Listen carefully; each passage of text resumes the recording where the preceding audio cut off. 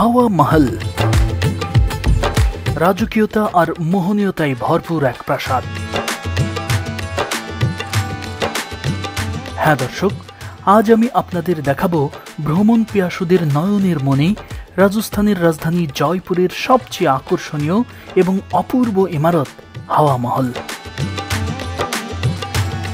আজ আপনি এমন এক ইমারত দেখতে চলেছেন যার সৌন্দর্য, মোহনীয়তা, স্থাপত্য কৌশল আর অসাধারণ নকশা আপনি কোনো কিছুর সঙ্গে মেলাতে পারবেন না।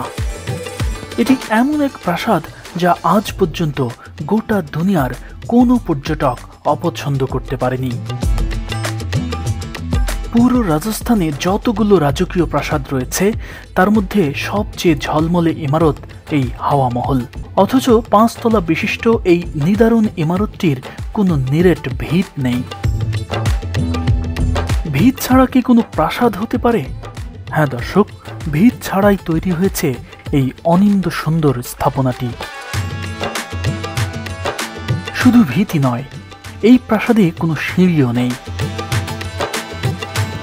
হ্যাঁ দর্শক, বেঙ্গল ডিসকভারির পর্দায় আজ আমি আপনাদের ব্যতিক্রমী স্থাপত্য কৌশলে গড়া অসাধারণ কুশলতায় ভরপুর হাওয়া মহলের ভেতর বাহির কোথায় কি আছে সব কিছু দেখাবো। আগেকার দিনে নারীদের বাইরে বের হওয়ার তেমন একটা অনুমতি ছিল না। নারীদের সবসময় প্রাসাদের মধ্যেই থাকতে হতো। কিন্তু নারীদের মনও তো চায় যে বাইরে কি হচ্ছে না হচ্ছে সেটি দেখতে। ঠিক এ কারণেই নারীরা যাতে প্রাসাদের বাইরে না এসেই প্রাসাদের মধ্য থেকেই বাহিরের সব জিনিস দেখতে পারে সেই ব্যবস্থা রেখেই আমার পেছনের এই ইমারতটি তৈরি করা হয়েছিল। তৈরি করেছিলেন এখানকার তৎকালীন রাজা প্রতাপ সিং। এই ইমারতের সবচেয়ে বড় বৈশিষ্ট্য সেটি হচ্ছে এখানে ভেতর থেকে বাহিরের সব কিছু দেখা যাবে, কিন্তু এই বাইরে থেকে ভেতরে কি হচ্ছে না হচ্ছে কিংবা কে আছেন, কয়জন আছেন, তাদের চেহারা কেমন, মানে আকৃতি তো দূরের কথা, তাদের ছায়া পর্যন্ত বোঝা যায় না। এখন আমি এখানে দাঁড়িয়ে কথা বলছি, ভেতরে কিন্তু অসংখ্য পর্যটক আছে, কিন্তু একজন পর্যটককেও আপনি এই বাইরে থেকে দেখতে পাবেন না। কিন্তু পর্যটকরা ঠিকই বাইরের এই সমস্ত দৃশ্য দেখতে পাচ্ছেন, যেভাবে আগের নারীরা এই প্রাসাদের জানালা থেকে দেখতেন।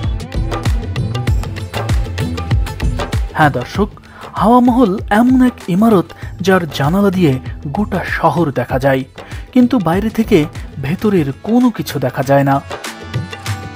তবে রাজকীয় এই ইমারতের অন্দরে যেতে হলে প্রাসাদের পাশের এই রাস্তা ধরেই আপনাকে এগোতে হবে।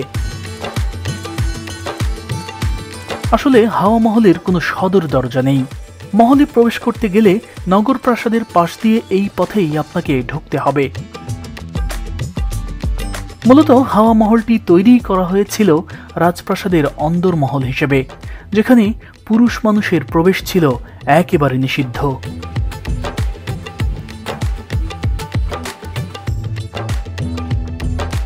সামান্য কিছু দূর যাওয়ার পরই দেখতে পাবেন টিকিট কাউন্টার।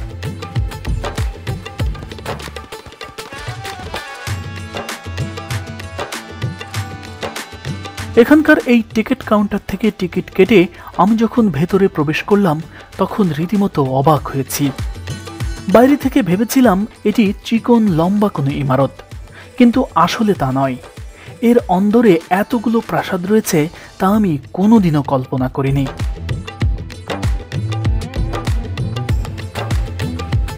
আর সবচেয়ে বেশি অবাক হয়েছি আম্বের প্যালেসের মতো এখানকার প্রাসাদেও সিঁড়ি না দেখে। অর্থাৎ 5 তলা বিশিষ্ট এই প্রাসাদে ওঠার কোনো সিঁড়ি নেই। সিঁড়ির পরিবর্তে এখানে রয়েছে র্যাম্প।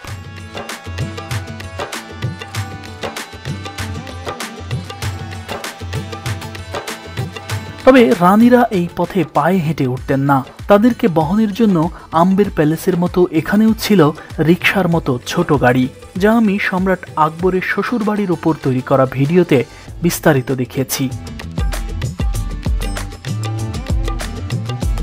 এই সিঁড়ি দিয়ে আপনি যখন ওপরে উঠতে থাকবেন তখন আপনি একটু খেয়াল করলেই দেখতে পাবেন এর দেয়ালগুলোর ঝলমলে রূপ। এগুলো কিন্তু টাইলস নয়, টাইলস ভেবে কেউ ভুল করবেন না।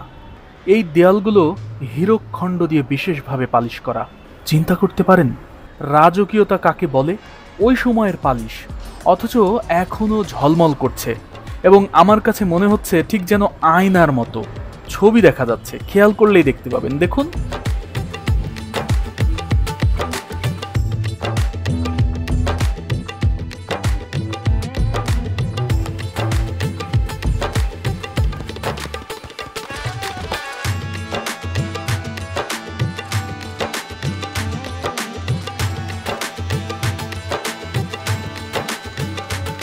হিন্দু, রাজপুত এবং ইসলামিক মুঘল স্থাপত্যের সংমিশ্রণ প্রতিফলিত হয়েছে হাওয়া মহলের প্রতিটি তলায়।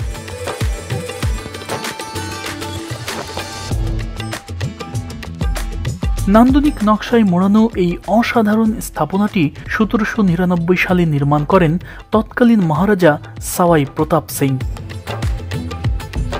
ওই সময়ের প্রখ্যাত স্থপতি ওস্তাদ লালচাঁদের নকশায় তৈরি 5 তলা বিশিষ্ট এই ইমারতে রয়েছে সর্বমোট 953টি ছোট ছোট জানালা, যেগুলো দেখতে অনেকটা মৌচাকের মতো। আর এসব জানালার পোশাকি নাম ঝাড়ুখা।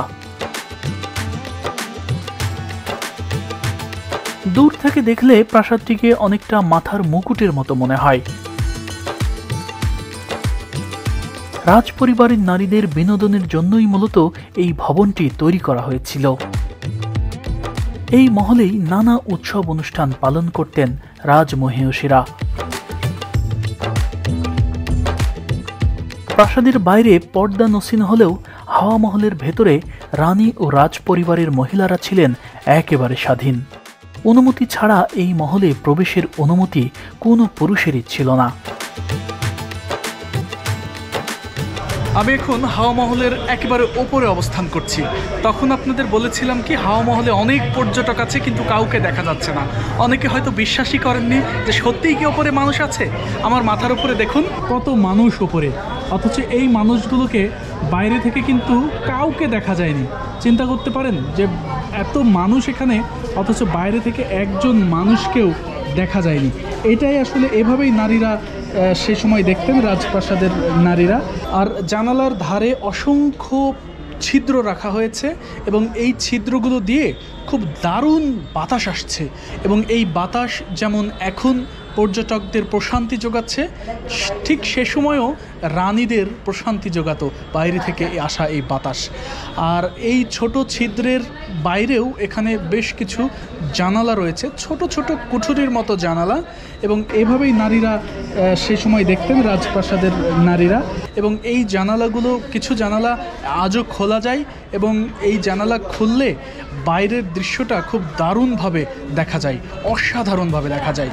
এবং আপনারা দেখুন এই যে বাইরের দৃশ্য কত চমৎকারভাবে দেখা যাচ্ছে।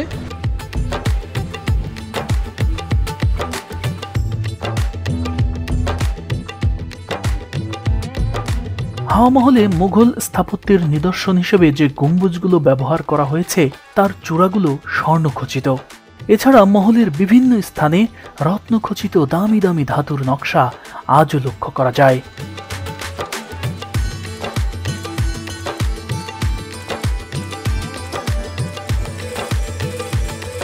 হাওয়া মহল 5 তলা বিশিষ্ট হলেও এর 3য় তলা পর্যন্ত প্রাসাদ রয়েছে, আর 4র্থ ও 5ম তলা শুধু উঁচু করা হয়েছে বাহিরে অনেক দূর পর্যন্ত দেখার সুবিধার জন্য।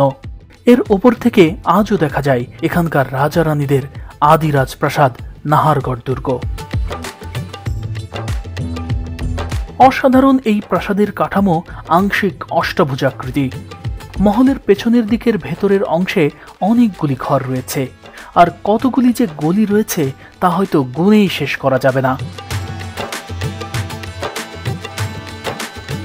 তবে অবাক বিষয় হলো এই বিশাল ভবনের নিরেট কোনো ভিত নেই, অর্থাৎ এই হাওয়া মহল গোটা দুনিয়ার সবচেয়ে উঁচু ভিতবিহীন ইমারত। এখনকার আর্কিটেক্ট আর ইঞ্জিনিয়াররা যা হয়তো কল্পনাও করতে পারে না, সেটাই ওই সময়ের ইঞ্জিনিয়াররা করে দেখিয়েছেন। মূলত এই অসাধারণ ভবনটি তার পিরামিড আকৃতির কারণে লম্বা এবং সোজা হয়ে দাঁড়িয়ে রয়েছে। তবে ইমারতটি পুরোপুরি সোজা নয়, প্রস্থের দিকে এটি 87 ডিগ্রি বাঁকিয়ে তৈরি করা হয়েছে, আর এই ঝুঁকে থাকার ভর ব্যালেন্স করছে পেছনের দিকের এই ইমারতগুলো। হাওয়া মহল এত সুন্দর আর নান্দনিকতায় ভরপুর এক ইমারত যার নকশার কোনো তুলনা হয় না।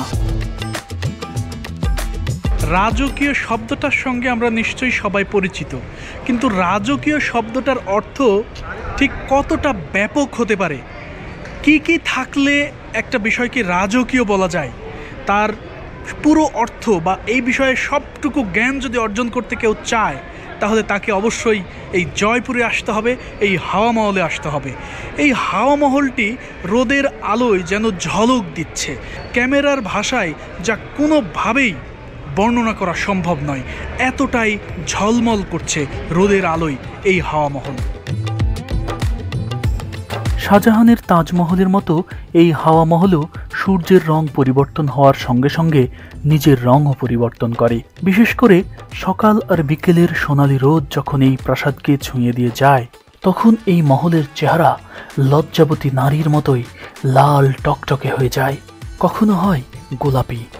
আর এই মোহনীয়তা দেখতেই প্রতি বছর গোটা দুনিয়া থেকে হাজার হাজার মানুষ ছুটে আসেন রাজা রানীদের বাসভূমি রাজস্থানের এই গোলাপি শহরে।